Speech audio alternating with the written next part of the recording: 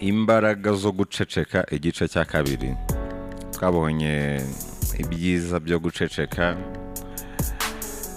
tubona ko guceceka ari uburyo bwiza bwo kurinda ubwonko, twarabibonye cyane. Reka rero mvuge ku gice cya kabiri cyabyo.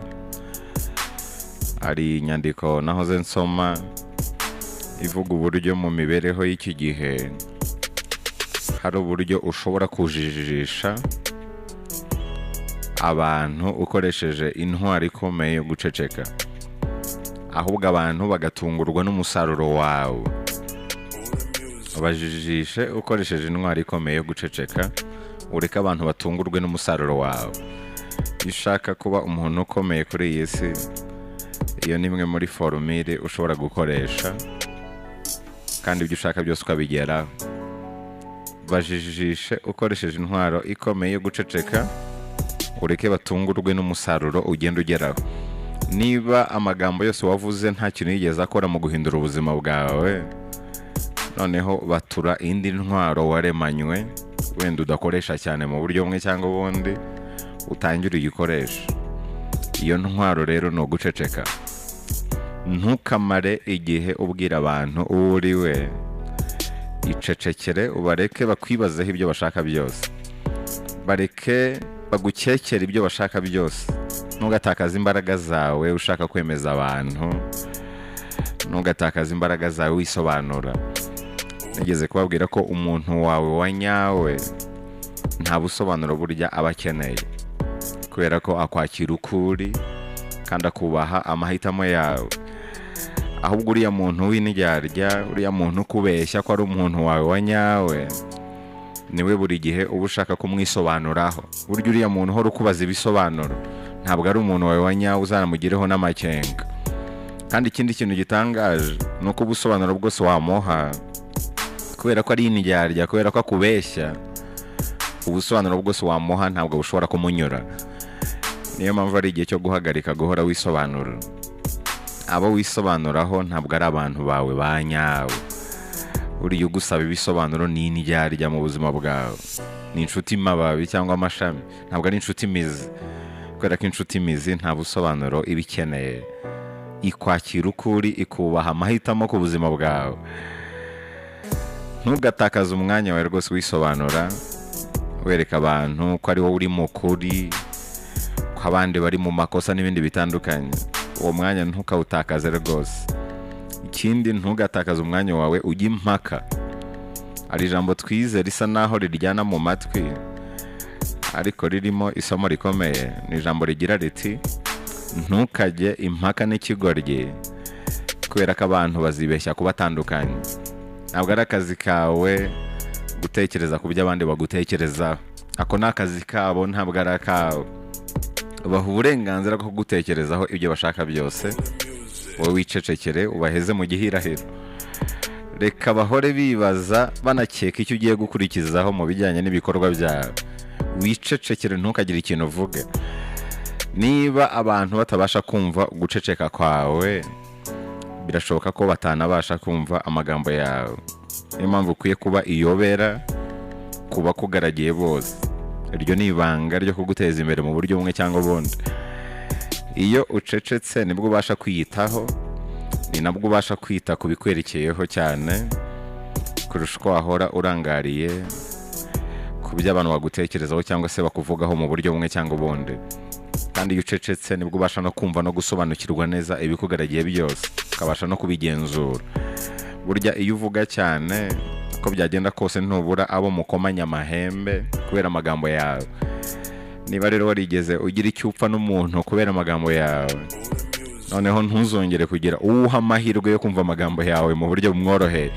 Ujye wicecekera. Iyo ucecetse nta muntu n'umwe uba ugufiteho ibitekerezo umuntu yavuga ko ari ibya nyabyo. Ku bijyanye n'ubuzima bwawe, nta muntu n'umwe uba ukuzi byuzuye iyo wicecekeye. Ariko iyo uvuga, buri muntu wese aba akubuze. Kandi burya umuntu ushaka kugutega umutego, umuntu ushaka kukugabaho ibitero, biramworohera cyane iyo uri umuntu wivuze. Amagambo yawe yorohereza abantu kuba bakurangiza gahoro gahoro, cyane cyane nk'abanzi bawe. burya amagambo yawe yorohereza abanzi bawe kukurangiza. Cyane ko hari imitwaro myinshi burya ituremerera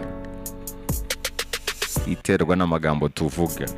Hari imitwaro myinshi ushobora kukuremerera, ushobora kuyiruhuka rero iyo wize ikintu cyo guceceka. Imitego myinshi abanzi bawe bagutega urayisimbuka iyo wicecekeye. Ntuzigere na rimwe burya usuzugura imbaraga zo guceceka. Hari ijambo twize rigira riti guceceka nicyo gisubizo cyiza cyo guha injiji. Niyo mpamvu amagambo yawe afite agaciro karenze uko ubitekereza. Ntugahe amahirwe umuntu uwo ari we wese kumva amagambo yawe uko yiboneye.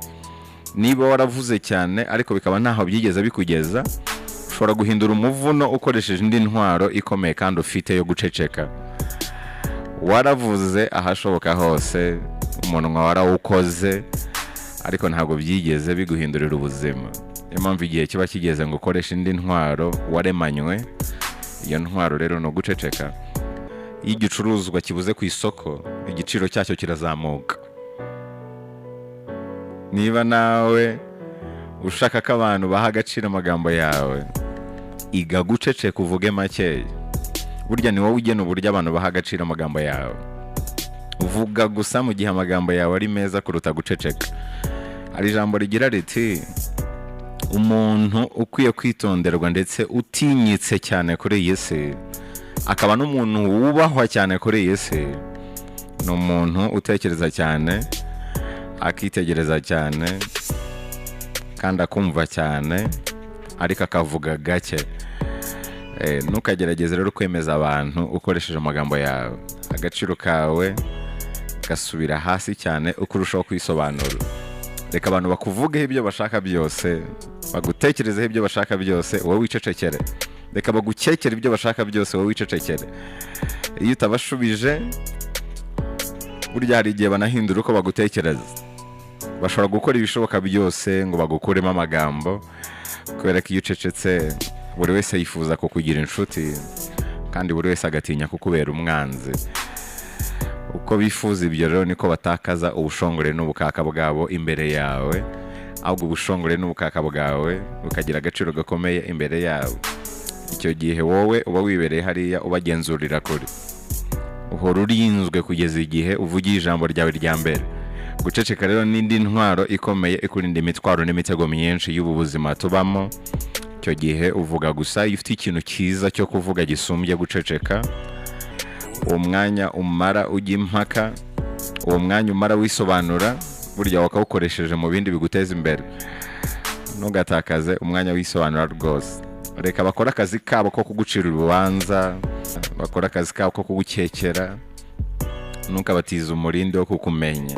Bareke bahore mu gihirahiro, bahore bakwibeshyaho. Igihe kinini ukimare witekerezaho, ukimare wiyubaka, kuruta uko ukimara wisobanura ushaka kwemeza abantu. Reka ibikorwa byawe n'umusaruro wawe biba ari byo bikuvugira. Buri gihe cyose ujye uzirikana ibyo ngibyo rwose. Niba amagambo yose wavuze atarabashije guhindura ubuzima bwawe, aba ari igihe cyiza yuko wakoresha indi ntwaro ikomeye waremanywe. Iyo ntwaro rero ni uguceceka. Izo rero ni imbaraga ziri mu guceceka mu bundi buryo. Burya hari igihe ukoresha imbaraga zose ubona zikugaragiye mu buryo bumwe cyangwa ubundi, ariko ukabona ibintu byaranze. Amagambo ukavuga ivata rikaza ariko n'ubundi bikanga. Ugakora ariko bikanga.